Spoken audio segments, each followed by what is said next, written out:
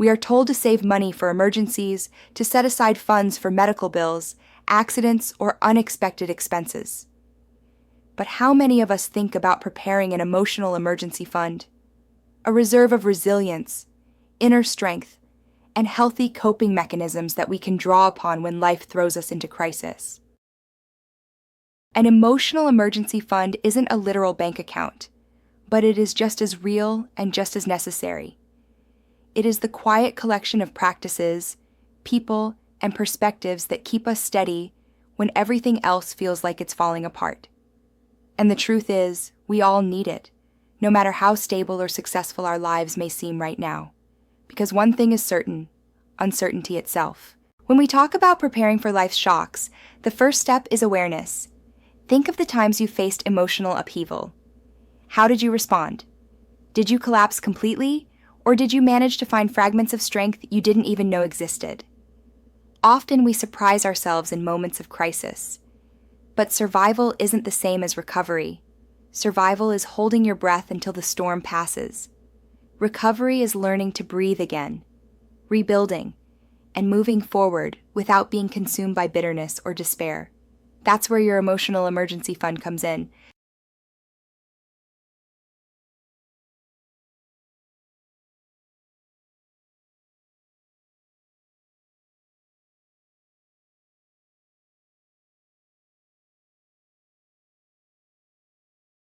Let's think of it in layers. The first layer is self-awareness. The more you understand your emotional triggers, the better equipped you are to handle shocks. For example, some people respond to stress with anger, others with withdrawal, and some by numbing themselves with distractions. When you know your default reaction, you can consciously work to regulate it instead of letting it control you. Awareness is like checking your balance. You need to know what you're working with before you can make wise withdrawals.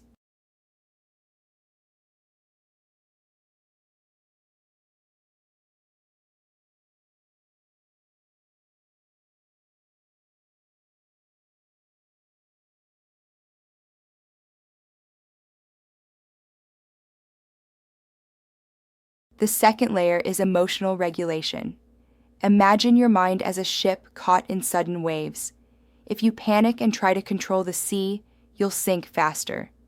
But if you focus on steering your ship with calm, steady movements, you'll stay afloat until the waters settle.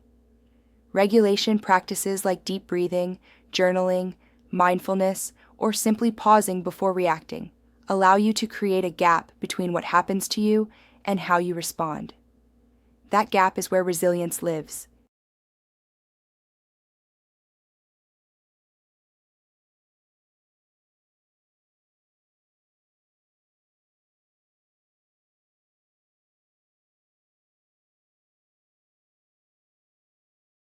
The third layer is your support system.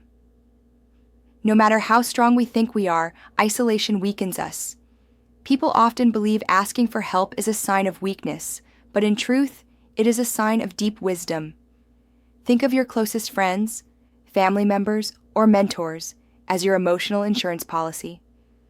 They may not solve your problem, but they can remind you that you are not alone, that your pain is seen, and that life is still worth holding on to. The loneliest people in crisis are often those who've spent years believing they didn't need anyone. Building relationships when times are good is part of preparing your emotional emergency fund for when times are bad.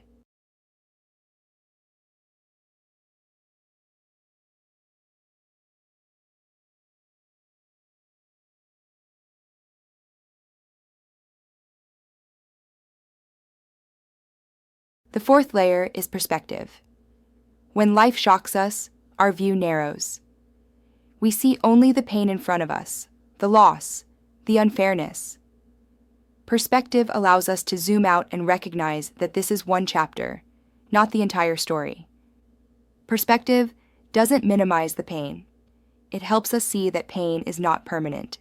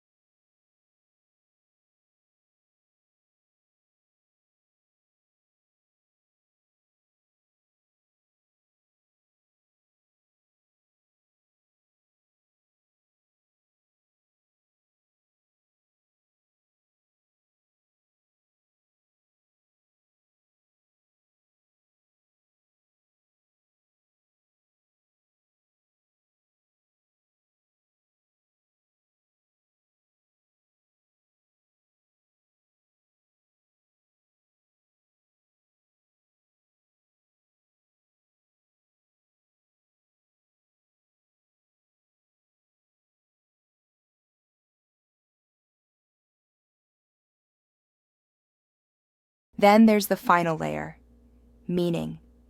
Viktor Frankl, a psychiatrist and Holocaust survivor, once said that those who have a why can bear almost any how. Meaning is what transforms suffering into strength. It is the realization that pain can shape us, deepen us, and refine us if we allow it to. Finding meaning in life's shocks doesn't mean justifying the pain or pretending it was good. It means choosing to let it make us wiser rather than bitter. Your emotional emergency fund becomes truly powerful when it contains not just coping strategies, but a deep well of purpose that you can draw upon when everything else feels empty.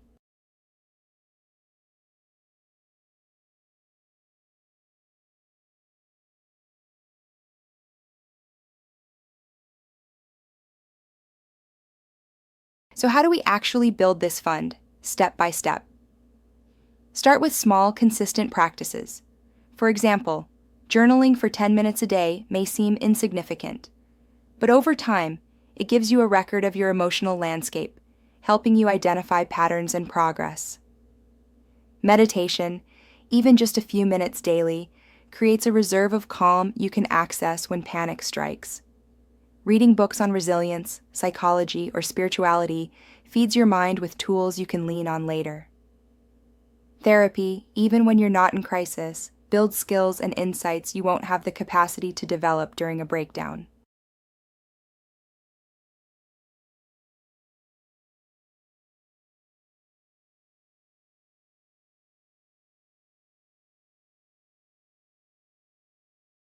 And don't forget joy. Joy is not just a luxury, it is a deposit into your emotional emergency fund. Laughter with friends, hobbies that light you up, music that moves you, these are not distractions. They are reserves of strength. When life tries to bankrupt you emotionally, joy is the currency that keeps you afloat.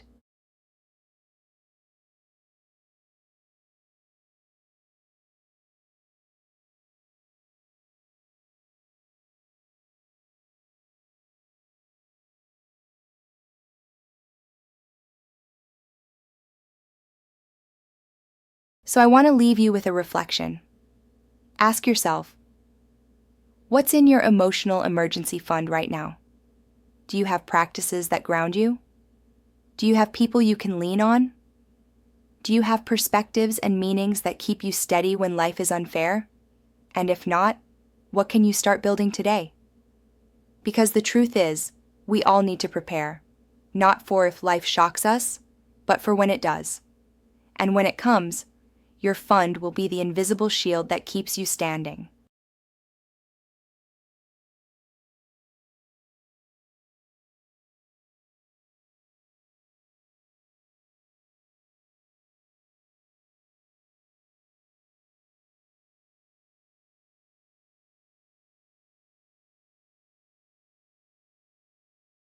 If you found this reflection meaningful, I'd love for you to subscribe.